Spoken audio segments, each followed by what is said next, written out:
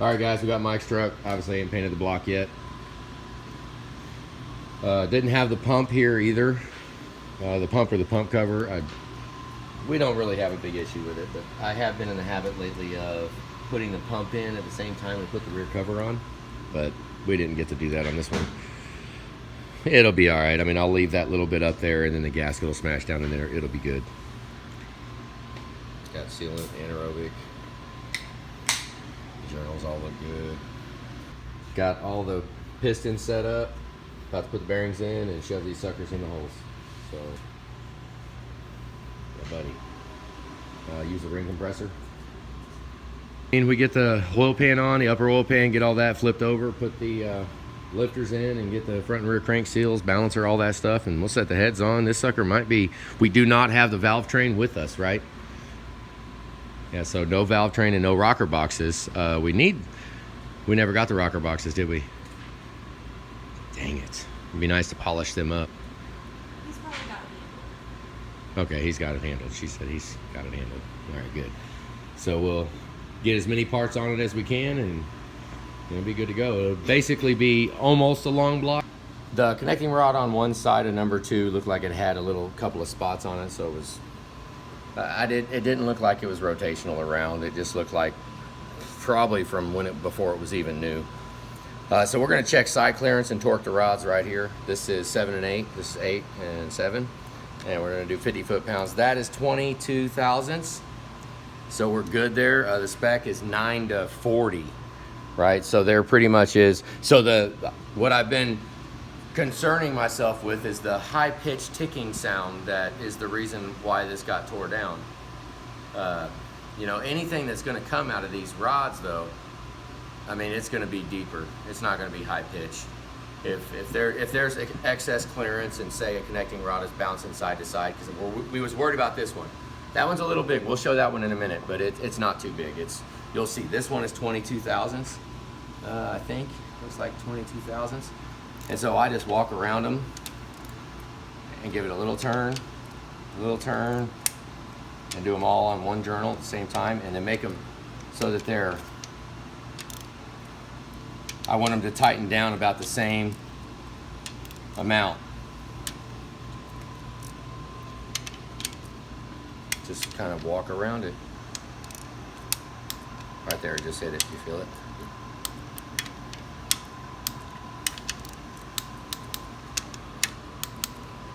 Okay, so. All right, so now we'll show this. That was tight. That's 22 thousandths. Let me make sure. It's actually 21. So that one's 21. What we'll do when we check rod side clearance, Julie already has them down to where they're pretty much about the 30 foot-pounds. They asked for 30 and then hit it with 50, but 30 is a minuscule. That doesn't matter. You just need to get it down so it's seated together, not torqued. So then when you grab it, you can grab one rod right here and you can shake it like that. Okay? Shake that as much as you can. If you want, get over to this one and shake that one too to make sure that we get it tight up against the sides of the crank journals. Okay, there's 23. 23 is a little tight down there. I'm thinking I can probably get 24 in there. Yeah, we could probably call that 24 and a half, maybe 25.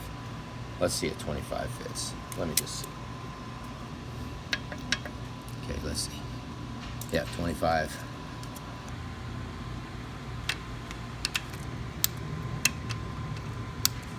All right. Driver's side of the number 6 connecting rod. You gotta remember that one. That one's important. What do you think of that? Oh my God, that's nasty, huh? Okay. Take it around to the next. All right, let's see. Where do you want to start at? 23, 24, 25. Looks like 25 might be the winner. That little girl might be 26. See, and that's where these specs will really mess you up, because it's such a wide range. I mean, anywhere from 9 to 40, really? Just run around, and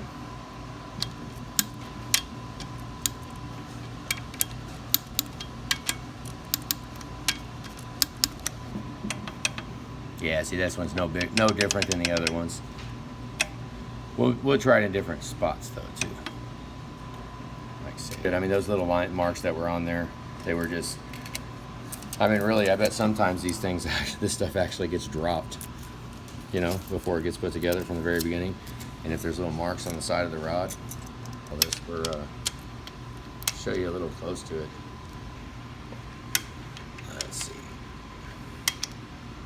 Now we'll check protrusion after this. Let's see. One more time around. Seriously, it's a connecting rod bolt. It's like the fastest moving bolt in the freaking engine. Probably harmonic. No, these are. They spin all the way around in the circle of the crank. All right, let's check protrusion. We're on cylinder 8. We're kind of checking at the same time you guys are. 40. That's up there, boy. That's up there. Look, we didn't even cut all of the block. Look, there's still witness marks from the outside of the head gasket and the inside of the head gasket. Right? You see that? That means we didn't chop the hell out of this block, but we're at 40 thousandths protrusion. Okay, here we go, cylinder 6.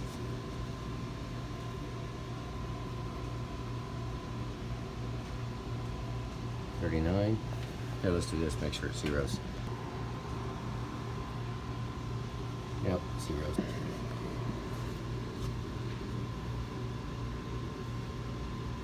Oh, Julie can't see it. This is where it gets tough. Yeah, just spin it slow and we'll just watch it. 10, 20, 30, 40. Jeez Louise. All right, cylinder 2. 30. Oh, look at that low little guy. 37. Ooh. Oh, I missed it. It was 37. I missed it. I thought I was recording and I wasn't. I'll spin it around. We'll do it again. Let's try this again. Now that we're actually recording. Let's see if it's 37 again. See if I was BSing you. Oh, it was 36 and some change. Okay, this is cylinder 5. All the way around. Not yet. There you go. 10, 20, 30, 37. This one's pretty much the same way. There were some spots. Where was it? Right there. You can kind of see the line. Oh, right there. Oh, where you at? Oh, 39. I saw it. You guys see it? I saw it. 39. Okay, here we go. Cylinder 1. Right? This is 1, isn't it? 20, 30, 35, 36. So they bounce around a little bit. Now, who knows if that's thickness of ceramic coating. They told me the ceramic coating was only about 1/1000th thick or 1/2 thick. They said they could build it up and make it thicker, but I don't really, I mean, barring digging it through it, drilling through it or something to figure out how thick it actually is. I mean, we're kind of at the mercy of right now when we assemble it. I mean, if we have bad side clearance, Tanner would have found it because I haven't measured that stuff beforehand and protrusion beforehand. So I've got them on video. We normally write them down, but I didn't. Tanner's got them. I figured I would just record it, but now we have to watch it to get the numbers. Ah, dang it. Hey, any of you guys on there got the numbers? Write them down and text them. No, we'll watch. Tanner will have to watch it. So now we got those. Protrusion is good. 40 thousandths is okay. 40 thousandths will work. I mean, we can ride that. It's up there. I mean, 35. Let's look. 24 to 34. Okay, so the protrusion is 34. So we've got 2 of them at 40 pretty much. So from 34 to 40 is we're 6 thousandths too far outside of spec. I mean, that's okay. Let's just look at 6 liter. I have sent them out at 40 on a 6 liter, and it says 35. See 35 on there, so I've been at 40 on there before. It's a bummer that it is so close, but that will give actually more compression. That's, I mean, the way to do that would be redo the pistons and cut the pistons down to make them specific for each. That's we don't need to. This right here, we have that much tolerance in it. It'll actually, you won't even know it. The only problem that we're having right now is we're showing you guys every single thing and all the specific numbers. When it comes to protrusion, you know, I have yet to clay 6.4 to find out how close does the valve get to the piston. You know, with the valve event, when the combustion event's happening, I don't know how close it actually gets. You know, when one is coming and the other one's going. We ought to do that one of these times. Let's just torque the head down. Maybe on ours. Yeah, maybe on ours. Put the old head gasket on it, or just right when we take a head off. Maybe I'll do that when we take a head off. It's just a bummer because you have to take all the valve train off, so it would take a little bit extra time. But we should do that sometime. I would like to know how close it actually gets, because on 6 liter, it's been a minute since I measured 6.4, but I just had it stuck in my mind. It's 54 thousandths. 55 thousandths is 6 liter head gasket thickness, and by the time you run 35 thousandths protrusion, you know, that'll give you 15 thousandths of clearance before the piston actually hits a little more than 15 thousandths. But so this would be, we have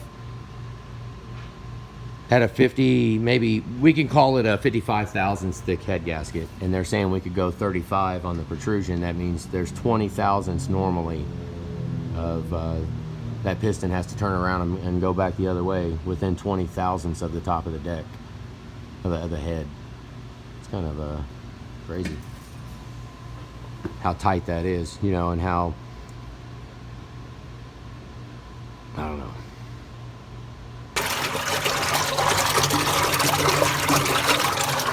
Here we are again. Spending some money on water. What's the deck on this one?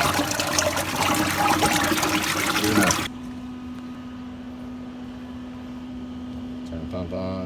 How hot is it? 142? How full that is.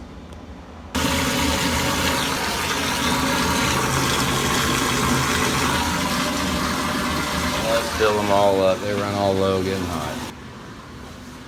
So we got Mike's engine. As long blocked as the parts that we got. We don't have the rocker boxes. He's done valve train before, so he's all right. He brought us the basically all the machine needed stuff. Absolutely perfect. And we haven't painted it yet. We're getting ready to do that. And then we're gonna wrap her up, and she's gonna go to Oklahoma City. Take herself back home. So probably I'm thinking there's some parts that we're gonna throw back in. We need to run through assembling this. Like, I don't know if you have exhaust manifold bolts and all that stuff. Well, that's a Julie gig. She'll have that. We did debate on not studding it. Mike asked me about studding it, and I feel we would be doing a disservice to the truck if we did not stud it. That was my response. Well, so I mean, what do you guys think? Let me know. Let me know what you guys think. I mean, this truck didn't have head gasket issues. It doesn't get the crap beat out of it. It doesn't. I mean, it works. Look at that. See, I'm rambling on. I thought I overfilled it. That would have been a trek. We have done that before. Look how close it is. Now's when we take a shop vac, and you set a shop vac on there, and it will actually act as an oil skimmer and skim all the oil off of it. But I've done that before, and it pours out literally all over the floor because you forget that we're filling. Dang, that would have been a bummer. Might as well clean these up too, huh?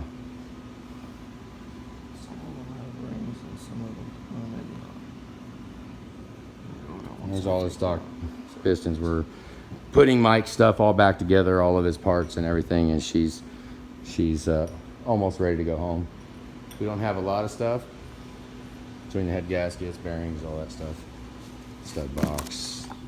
There's some new stuff in here too, new block drains. We'll probably go ahead and put the block drains in, but I want to paint it first. And then, you know, the head bolts. The head bolts they're all painted.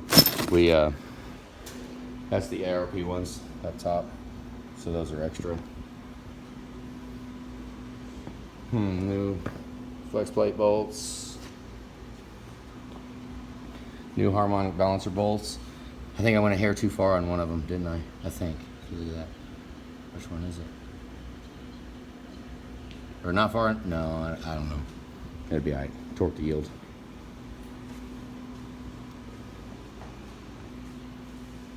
Mike, you might take a look around here and make sure that you have all the parts to finish it. There's the starter bolts with the little nut on the starter bolt. Just things that, like, I don't know. Dang, I don't even remember. Did you raise the cab? If the cab is up, never mind then. But if this is cab on, I always put the starter in. At least, I mean, you might as well, because it's hanging right there. It's not in our way. When you mount the starter in, and then you can put the engine mount on. There's a lot of times you have to pry it, pry the engine mounts to get the 6.4 ones to line up. But it generally is a lot easier if the starter is in, and you don't even mess with it afterwards, just because it's not in the way normally. Dipstick. I don't know if we have a dipstick. I think we got a new one. We have a tube, but it got damaged. We need to get another one. Okay, we need to get another dipstick tube. Sometimes those things are a mother to get out. We got it pretty much cleaned out fairly good. You see all those cavitation pits in there? I put a little bit of TA29, just a hair on the O-ring, to fill in those cavitation points, because that will leak oil. We did put a new O-ring on the crankcase drain tube. These, I'm going to take these back off, but this is where they go. Top on the left, bottom on the right. That's where those studs go. You could probably put them anywhere. I don't freaking know. You probably could. I think you can put them anywhere. We're going to do one last run in of thread chasers and all the exhaust manifold bolt holes. We're going to do all that. Front cover is pretty freaking clean. There's a little bit of stuff down in there. You see it? That's a lot of it from sitting. And that kind of... a little bit down there. That mows me out, actually. Stuff down. Some of it probably won't even come off. Maybe it will. So you can tell how it's all fitted and rusted right there. But at least here where it counts, I actually put a thin skim of TA29 around the rocker boxes as well. I would do that. When you put the push rods in, it's a real good time to seat the lifter. Basically, I call it to seat the lifter into the camshaft, onto the cam.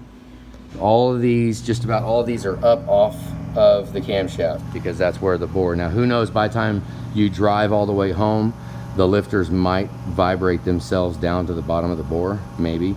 But generally, if we don't drive with it for a long ways, when we go to put the push rods in, that's when I make sure that it's engaged on the lifter, because you can just put your finger on the end of it and you'll feel that little bit that the lifter moves. You'll feel it pop, it'll go down, and then you can push a little bit and you can feel the spring, the spring inside the lifter.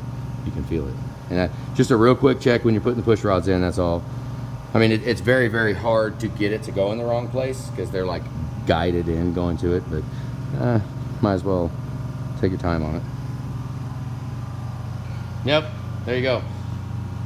Any other things? I'm not sure. Sure, we'll think of it after we shut the video off. Huh. Anything else? Doubt it. Looks like SPI valve seals. For sure, we pumped a little bit of oil in here.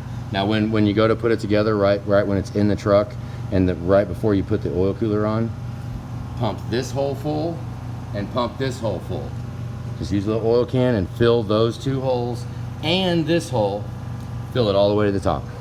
These two you will never get to stay full, but if you just pump it full one time, just pump it till the oil galleys actually fill up one time, and then you're good. That's how we do it. We pump it up full, and by 7 seconds of there's luber plate everywhere. If you look, there's luber plate on everything. So after 7 seconds of cranking, probably you'll have oil pressure. Then everything, the oil pumps up through everywhere. It helps a lot to go ahead and fill that one up right there. fill that up with oil too. That will submerge the oil pump.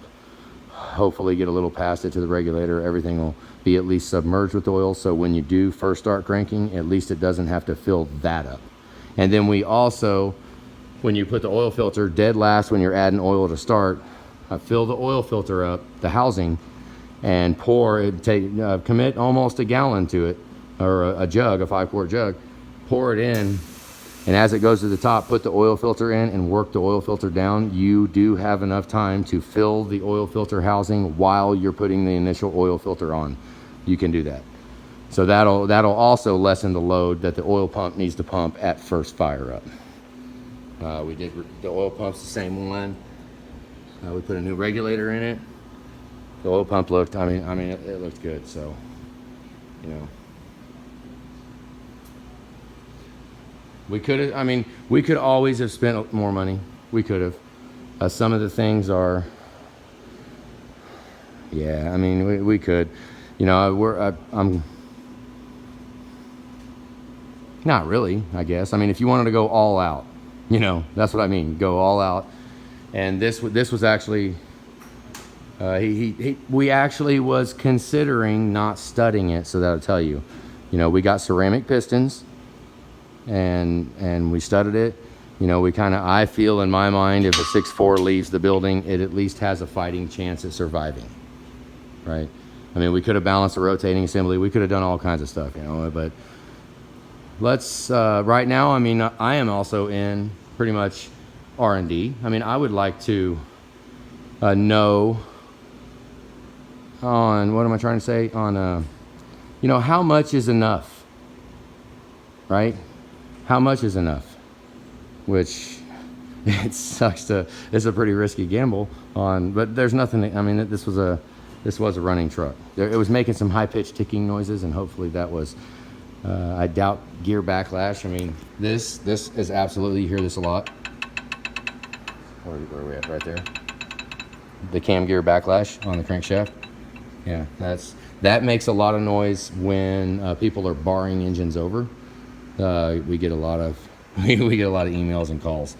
It is camshaft, cam gear backlash is normally, if you're barring that applies 6 liter too, same thing. If you're barring it over and you hear it clunk, clunk, clunk, clunk, clunk, clunk, that is from either the compression of the engine.